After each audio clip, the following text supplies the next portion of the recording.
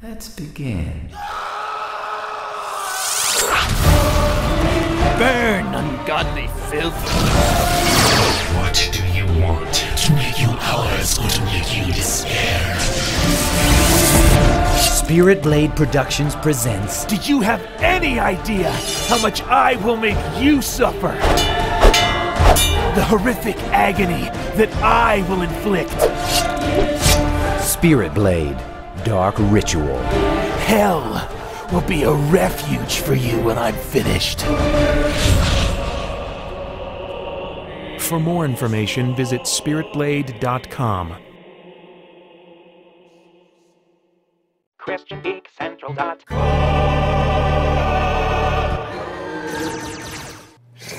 I do not understand what I do, but for what I want I do, Chesed, son of Shalumia, Ahiez, or Pedaz, or...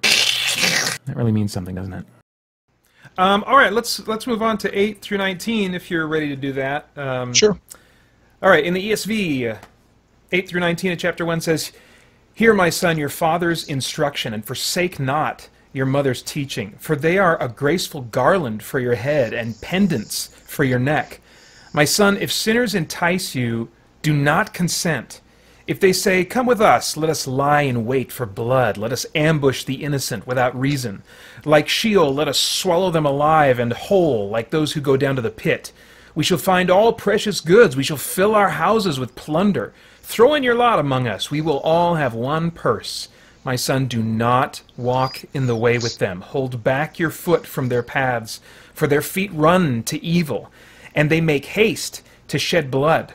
For in vain is a net spread in the sight of any bird, but these men lie in wait for their own blood. They set an ambush for their own lives. Such are the ways of everyone who is greedy for unjust gain. It takes away the life of its possessors." All right, what are your reactions to that? Wow. So we get into this poetic narrative, cautionary tale. If this were in the New Testament, it would be a parable, really, is what it would be. But let's start with, verse 8. "Hear, my son." A little quick bit of information. Solomon, as far as we know in the Bible, only had one son. All those wives he had, and he had one son. Okay, so this is so you got to think about who he's writing this to. We know who he is. He's writing it to Absalom, and we know what his fate was eventually. And so that kind of can shed a little light when you're looking at this, and you look in light of that, of when he's giving this instruction, and you realize what Absalom's mistakes were. Here's Solomon noticing in his son certain patterns in his life that are going to lead him to sin. And so here's Solomon giving him this warning, saying, heed my words, heed my instruction, listen to your mother's teaching, because we see this character trait in you, and it's going to lead you to trouble. And I think there's the famous verse about train up a child in the way that he will go, and he will not depart from it. Yeah. And part of that as parents is recognizing when our children are headed off the path and doing our best to bring them back and put them back on that path. Again, right, this is one of those things where many Christians will quote this as a promise, and all of a sudden their kid's in sin, and they say, well, God's word must not be true. And we'll get to that later on. I want to dive into that now, but here he is. He's saying, son, sinners are going to come to you, and they're going to try and entice you to do things which your mother and I have that are exactly the opposite of what your mother and I have instructed to do.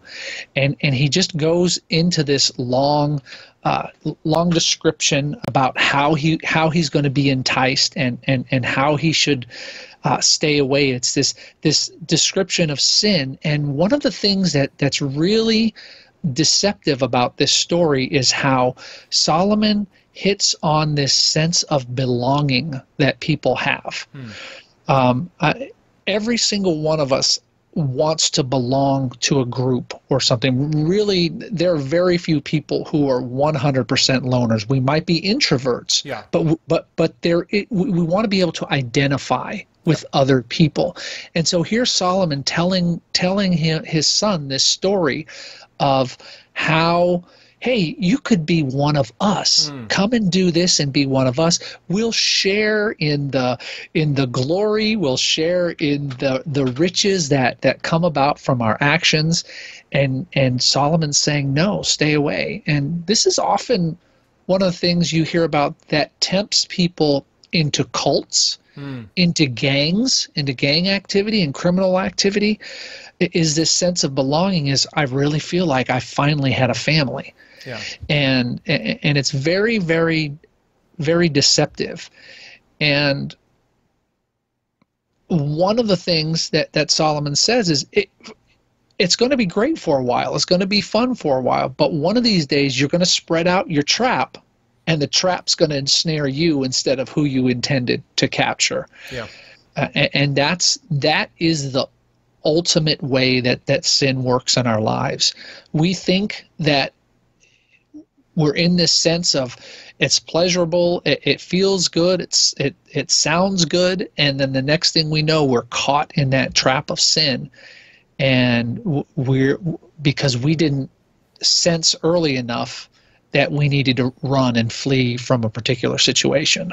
Yeah, I want to piggyback off of kind of what that sense of belonging that you talked about, because I think that, there'll be a number of people listening or watching that, they may never run into the temptation to join a cult or to become part of like a group that's doing harmful things as part of their structure, But I think speaking specifically to like a geek crowd, there can be a sense of identity that we look for either in a community of geeks or just in being a geek and having kind of the geek cred. Like, I hear people butting heads over like what a real gamer is, what it means if you're, Yeah. I'm just like, what is this, and so there can be that sense of identity, even if they're not like joining a formal group or something like that. They can want to identify themselves, find their sense of who they are in some kind of label,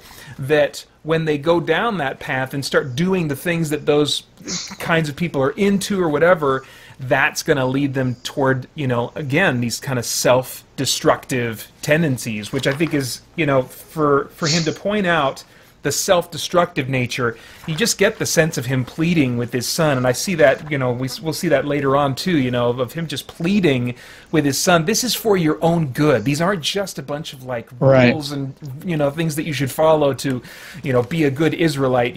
This is for your good, my son. I don't want you to get hurt. And I'm reminded again at the beginning of this section with verse 8. Just the responsibility that was strongly impressed on Israel for the parents to pass along wisdom to their children, And I think it's really easy for us to just kind of say, well, the schools are going to teach them what they need to know, or the Sunday school classes, will teach them what they need to know, or whatever, right. And it can be easy for us to kind of disconnect. And I would also say for the people that are listening that aren't parents, don't plan on being parents, that there's still that communal responsibility to pass on wisdom to those that are younger than us, either by age or in the faith or whatever. And so this is just vital stuff, and that what a great model to have that pleading attitude when passing on wisdom of like, man, I'm seeking your good here. I want the world for you, man, and that's one of the things that this was not in my notes, but one of the things that I love about the way that there's been like I could chop off half my fingers and count on one hand the number of times that you've sent an email where it's like you see that there's something I'm doing that's like, oh, you're going down the wrong path here, often something related to how I'm using or not using technology or something like that, and the way you're so winning in the way that you present you know, like what you're seeing is like a potential for a great course correction. Just like, man, I want the world for you, and like, man, I can imagine all that could be happening if you tweak this, you know, instead of someone saying, why don't you do this, Peter? You know, just having an attitude over, you know. Yeah. And so I think that we just have a good model here, you know, for us in having a pleading attitude of like, and wanting the best for the person that we're trying to bring the truth to. Speaking of which, if you'll click on your little face up in that upper right-hand corner, it should put us side by side on your screen. Oh, hey! Oh, this is cool. Okay, well, let's do this then, if you don't mind sharing the screen space. No, absolutely. I don't mind. Woohoo! All right. Okay. Anything else on those, or should we move on to verses 20 through 33? Just, you know, I like how in verse 9, how he talks about that the teaching and instruction, how it's a graceful garland and pendants on your neck. It's something that enhances your appearance and your and your beauty, right? So someone who's wise, people are drawn to that because it stands out, right? A king back then would not wear a lot of fancy jewelry and things like that. There were specific things that he would wear in order to draw attention to the fact that he's the king, right?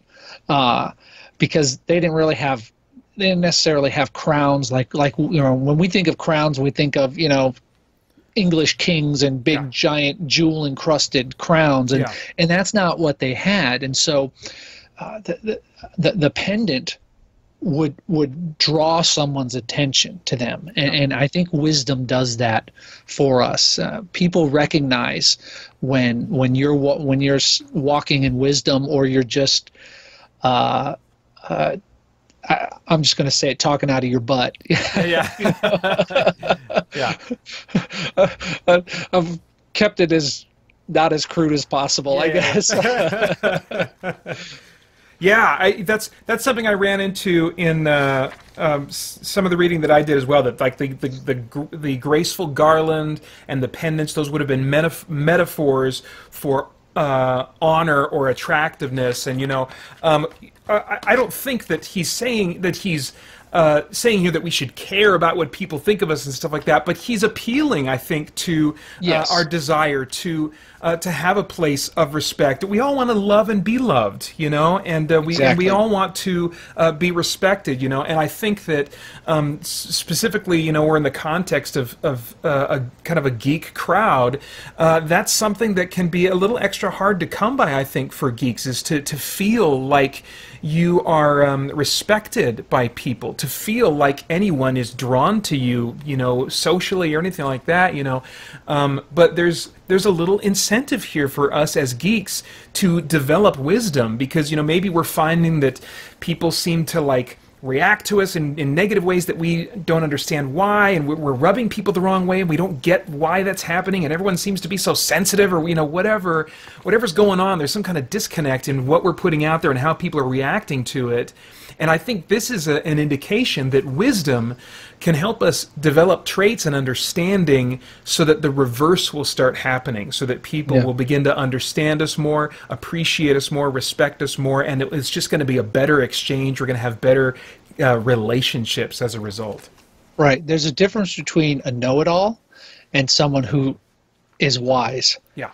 So a know-it-all is just going to spout information. You're doing it wrong, blah, blah, you know, whatever. But someone who's wise will walk up and say, hey, I see you're struggling with that. Yeah. Can I show you a better way, a way that might work better for you, or whatever? And it really, a lot of it has to do with presentation. Yeah. Oh, totally. So. Totally. Yep. You know, I still use the levelator. Do you remember all those years ago when you told me about the levelator? Because when I was mixing my audio dramas, I was like painstakingly going in, because I didn't like the compressors and limiter options that were in my software. I would use them and they did all weird things and stuff, and I'm not good with technology and stuff.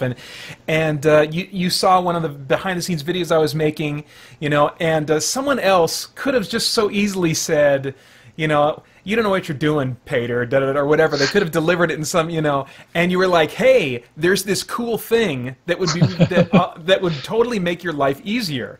And when you deliver it like that, there's still a, you know, because I'm so overly sensitive, you know, and I think a lot of geeks and creative types are, there's still a little part of me that's like, oh, crap, you know? And you feel like an idiot. But right along with that, I'm like, oh, this is so cool, and I feel so loved by this person. And so, yeah, it's totally about presentation. So, yeah. Yeah.